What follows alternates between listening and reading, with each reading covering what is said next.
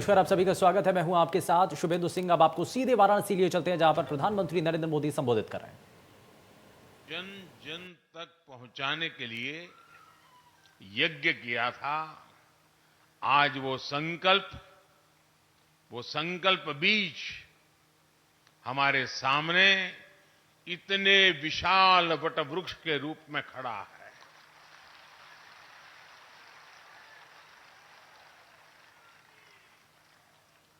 आज 5101 यज्ञ कुंडों के विश्व शांति वैदिक महायज्ञ के रूप में, इतने बड़े सहयोगासन प्रशिक्षण शिविर के रूप में, इतने सेवा प्रकल्पों के रूप में और लाखों लाख साधकों के इस विशाल परिवार के रूप में हम उस संत संकल्प की सिद्धि को अनुभव कर रहे हैं। मैं सद्गुरु सदाफल देव जी को नमन करता हूं, उनकी आध्यात्मिक उपस्थिति को प्रणाम करता हूं। मैं स्वतंत्र देव जी महाराज और विज्ञान देव जी महाराज का भी आभार व्यक्त करता हूं, जो इस परंपरा को जीवंत बनाए हुए हैं, नया विस्तार दे रहे हैं और आज एक भव्य आध्यात्मिक भूमि का निर्माण हो रहा है। मुझे उसके दर्शन करने का अवसर मिला। जब ये पूर्ण हो जाएगा तो न सिर्फ काशी के लिए लेकिन हिंदुस्तान के लिए एक बहुत बड़ा नजराना बन जाएगा।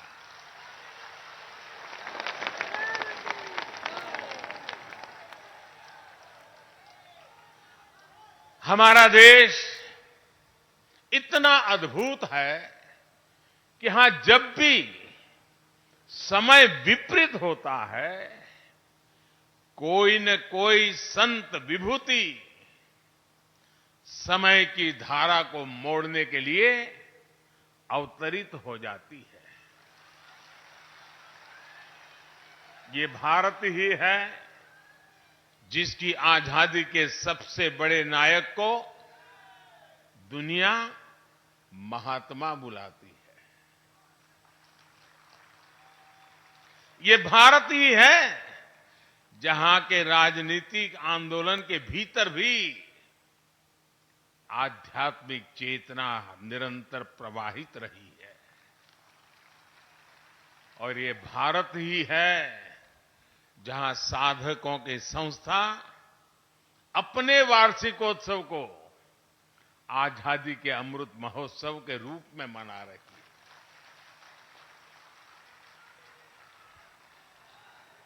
साथियों, यहां हर साधक गौरवान्वित है कि उनके पारमार्थिक गुरुदेव ने स्वाधीनता संग्राम को दिशा दी थी और सहयोग आंदोलन में जेल जाने वाले पहले व्यक्तियों में संत सदाफल देव जी भी थे।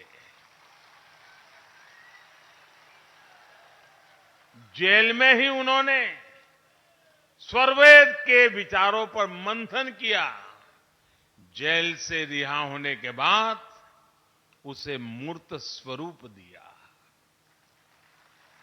साथियों, सैकड़ों साल के इतिहास में हमारे स्वाधीनता संग्राम के कितने ही ऐसे पहलू रहे हैं जिन्होंने देश को एकता के सूत्र में बांधे रखा। ऐसे कितने ही संत थे जो आध्यात्मिक तप छोड़कर आजादी के लिए जुटे। हमारे स्वाधीनता संग्राम की ये आध्यात्मिक धारा इतिहास में वैसे दर्ज नहीं की गई जैसे की जानी चाहिए थी। आज जब हम आजादी का अमृत महोत्सव मना रहे हैं, तो इस धारा को सामने लाना हमारा दायित्व है। इसलिए आज देश आजादी की लड़ाई में अपने गुरुओं, संतों और तपस्वियों के योगदान को स्मरण कर रहा है, नई पीढ़ी को उनके योगदान से परिचित करा रहा है। मुझे खुशी है कि विहंगम योग संस्थान भी इसमें सक्रिय भूमिका निभा रहा है। साथियों, भविष्य के भारत को सुदृढ़ करने के लिए अपनी परंपराओं, अपने ज्ञान दर्शन का विस्तार आज समय की मांग है। इस सिद्धि के लिए काशी जैसे हमारे आध्यात्मिक और सांस्कृतिक केंद्र एक प्रभावी माध्यम बन सकते हैं। हमारी सभ्यता के ये प्राचीन शहर पूरे विश्व को दिशा दिखा सकते हैं। बनारस जैसे शहरों ने मुश्किल से मुश्किल समय में भी भारत की पहचान के, कला के, उद्यमिता के बीजों को सहेज कर रखा है। जहां बीज होता है, वृक्ष वहीं से विस्तार लेना शुरू करता है। और इसलिए आज जब हम बनारस के विकास की बात करते हैं, तो इससे पूरे भारत के विकास का रोड मैप भी बन जाता है। भाई और बहनों, आज आप लाखों लोग यहां उपस्थित हैं। आप अलग अलग राज्यों से, अलग अलग जगह से आए हैं। आप काशी में अपनी श्रद्धा, अपना विश्वास, अपनी ऊर्जा और अपने साथ असीम संभावनाएं, कितना कुछ लेकर आए हैं। आप काशी से जब जाएंगे तो नए विचार, नए संकल्प, यहां का आशीर्वाद, यहां के अनुभव कितना कुछ लेकर जाएंगे। लेकिन वो दिन भी याद करिए, जब आप यहां आते थे तो क्या स्थिति थी। जो स्थान इतना पवित्र हो, उसकी बदहाली लोगों को निराश करती थी। लेकिन आज ये परिस्थिति बदल रही है। आज जब देश विदेश से लोग आते हैं तो एयरपोर्ट से निकलते ही उन्हें सब बदला बदला लगता है। एयरपोर्ट से सीधे शहर तक आने में अब उतनी देर नहीं लगती। रिंग रोड का काम भी काशी ने रिकॉर्ड समय में पूरा किया है। बड़े वाहन और बाहर की गाड़ियां और बाहर ही निकल जाती है। बनारस आने वाली काफी सड़कें भी अब चौड़ी हो गई है। जो लोग सड़क के रास्ते बनारस आते हैं, वो अब सुविधा से कितना फर्क पड़ा है, ये अच्छी तरह से समझते हैं। यहां आने के बाद आप चाहे बाबा विश्वनाथ के दर्शन करने जाएं या मां गंगा के घाटों पर जाएं, हर जगह काशी की महिमा के अनुरूप ही आभा बढ़ रही है।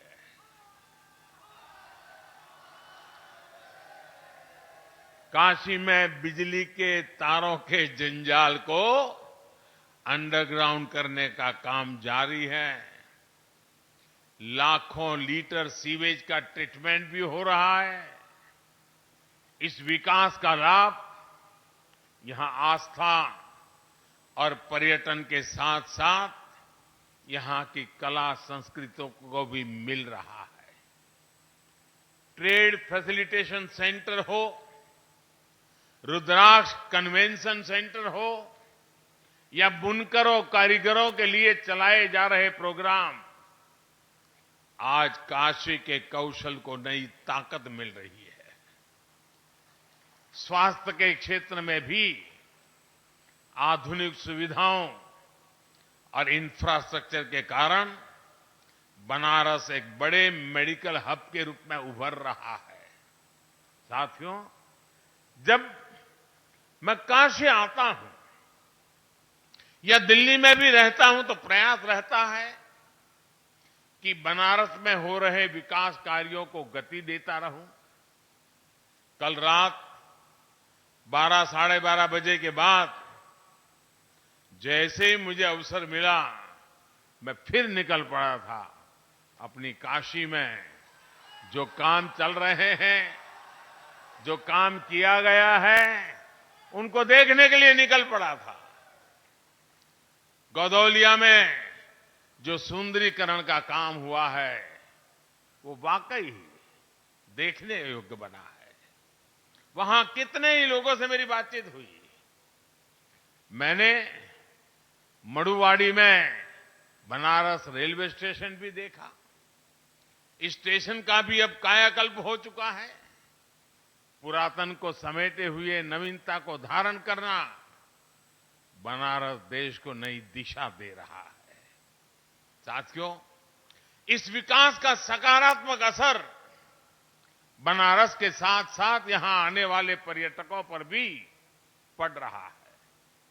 अगर हम 2019-20 की बात करें तो 2014-15 के मुकाबले में यहां आने वाले पर्यटकों की संख्या 2 गुनी हो गई है, डबल हो गई है। 2019-20 में कोरोना के कालखंड में अकेले बाबतपुर एयरपोर्ट से ही 30 लाख से ज्यादा यात्रियों का आना जाना हुआ है। इस बदलाव से काशी ने ये दिखाया है कि इच्छा शक्ति हो तो परिवर्तन आ सकता है।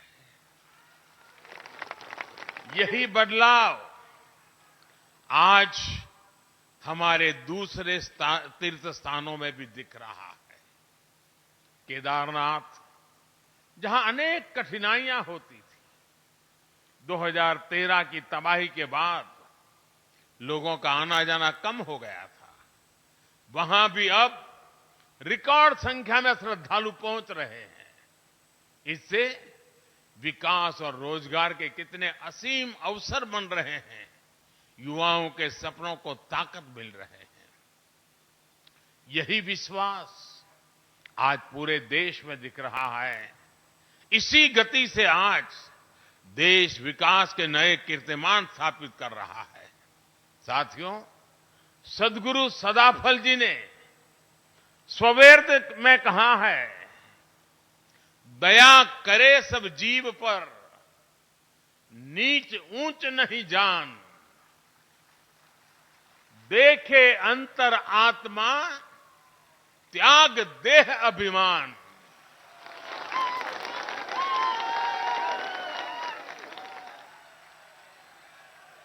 यानी सबसे प्रेम, सबके प्रति करुणा, ऊंच नीच से भेदभाव से मुक्ति, यही तो आज देश की प्रेरणा है। आज देश का मंत्र है सबका साथ, सबका विकास, सबका विश्वास। मैं मेरा के स्वार्थ से ऊपर उठकर आज देश सबका प्रयास के संकल्प से आगे बढ़ रहा है। साथियों, स्वाधीनता संग्राम के समय सद्गुरु ने हमें मंत्र दिया था स्वदेशी का। आज उसी भाव में देश ने अब आत्मनिर्भर भारत मिशन शुरू किया है। आज देश के स्थानीय व्यापार रोजगार को, उत्पादों को ताकत दी जा रही है। लोकल को ग्लोबल बनाया जा रहा है। गुरुदेव ने सर्ववेद में हमें योग का, विहंगम योग का मार्ग भी दिया था। उनका सपना था कि योग जन जन तक पहुंचे और भारत की योग शक्ति पूरे विश्व में स्थापित हो। आज जब हम पूरी दुनिया को योग दिवस मनाते हुए, योग का अनुसरण करते हुए देखते हैं, तो हमें लगता है कि सद्गुरु का आशीर्वाद फलीभूत हो रहा है। साथियों, आज आजादी के अमृत काल में भारत के लिए जितना महत्वपूर्ण स्वराज है, उतना ही महत्वपूर्ण सुराज भी है। हम दोनों का रास्ता भारतीय ज्ञान, विज्ञान, जीवन शैली और पद्धतियों से ही निकलेगा। मैं जानता हूं, विहंगम योग संस्थान वर्षों से इस विचार को आगे बढ़ा रहा है। आपका आदर्श वाक्य है, गावो विश्वस्य मातरः। गौ माता के साथ इस संबंध को सुदृढ़ करने के लिए गोधन को हमारी ग्रामीण अर्थव्यवस्था का एक स्तंभ बनाने के लिए देश में अनेक प्रयास हो रहे हैं। साथियों, हमारा गोधन हमारे किसानों के लिए केवल दूध का ही स्रोत न रहे, बल्कि हमारी कोशिश है कि गौवंश प्रगति के अन्य आयामों में भी मदद करे। आज दुनिया स्वास्थ्य को लेकर सजग हो रही है। केमिकल्स को छोड़कर ऑर्गेनिक फार्मिंग की तरफ विश्व लौट रहा है। हमारे यहां गोबर कभी ऑर्गेनिक फार्मिंग का बड़ा आधार होता था, हमारी ऊर्जा जरूरतों को भी पूरी करता था। आज देश गोबर्धन योजना के जरिए बायोफ्यूल को बढ़ावा दे रहा है, ऑर्गेनिक फार्मिंग को बढ़ावा दे रहा है, और इन सब से एक तरह से पर्यावरण की रक्षा भी हो रही है। आज से 2 दिन बाद 16 तारीख को जीरो बजट नेचुरल फार्मिंग, इस पर एक बड़ा राष्ट्रीय कार्यक्रम भी होने जा रहा है। इसमें पूरे देश से किसान जुड़ेंगे। मैं चाहूंगा कि आप सभी भी 16 दिसंबर को प्राकृतिक खेती के बारे में ज्यादा से ज्यादा जानकारी प्राप्त करें और बाद में किसानों को घर घर जाके बताएं। एक ऐसा मिशन है जिसे जन आंदोलन बनना चाहिए, और इसमें आप सभी अहम भूमिका निभा सकते हैं। साथियों, आजादी के अमृत महोत्सव में देश अनेक संकल्पों पर काम कर रहा है। विहंगम योग संस्थान सद्गुरु सदाफल देव जी के निर्देशों का पालन करते हुए लंबे समय से समाज कल्याण के कितने ही अभियान चला रहा है। आज से 2 साल बाद आप सभी साधक यहां 100वें अधिवेशन के लिए एकत्रित होंगे। 2 साल का ये बहुत उत्तम समय है। इसे ध्यान में रखकर मैं आज आप सभी से कुछ संकल्प लेने का आग्रह करना चाहता हूं। ये संकल्प ऐसे होने चाहिए जिसमें सद्गुरु के संकल्पों की सिद्धि हो और जिसमें देश के मनोरथ भी शामिल हो। ये ऐसे संकल्प हो सकते हैं जिन्हें अगले 2 साल में गति दी जाए, मिलकर के पूरा किया जाए। जैसे एक संकल्प हो, और हो सकता है हमें बेटी को पढ़ाना है, हमें हमारी बेटियों को स्किल डेवलपमेंट के लिए भी तैयार करना है।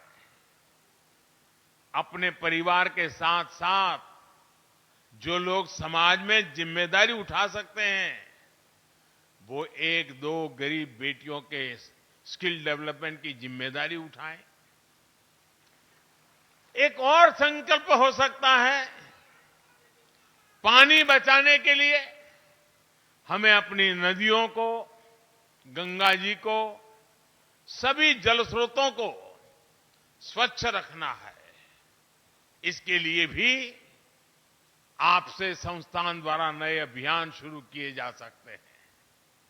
जैसा मैंने पहले भी बताया, देश आज प्राकृतिक खेती पर बल दे रहा है।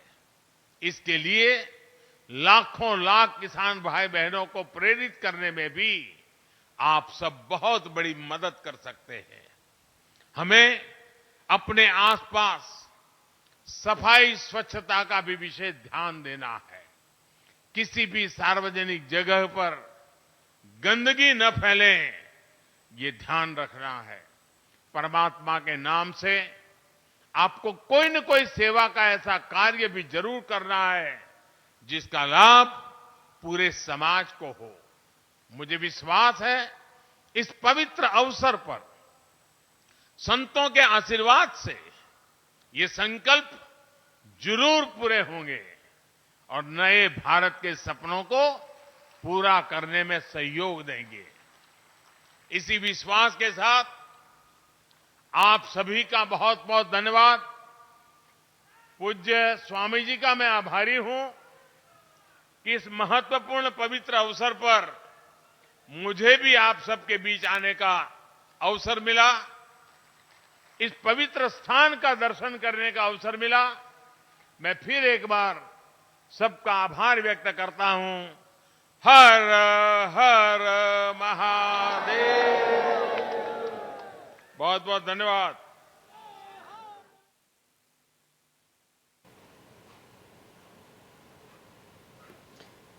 तो प्रधानमंत्री को आप सुन रहे थे। विहंगम योग के इस 98वें वार्षिकोत्सव में प्रधानमंत्री नरेंद्र मोदी के द्वारा संबोधित किया गया। कर्मयोगी हैं मुख्यमंत्री योगी आदित्यनाथ, ये प्रधानमंत्री के द्वारा इन बातों का जिक्र किया गया। साथ ही सभी को गीता जयंती की हार्दिक शुभकामनाएं प्रधानमंत्री के द्वारा दी गई। तो सदगुरु ने विहंगम योग को जन जन तक पहुंचाया और ये कोशिशें उनकी साकार भी हुई हैं।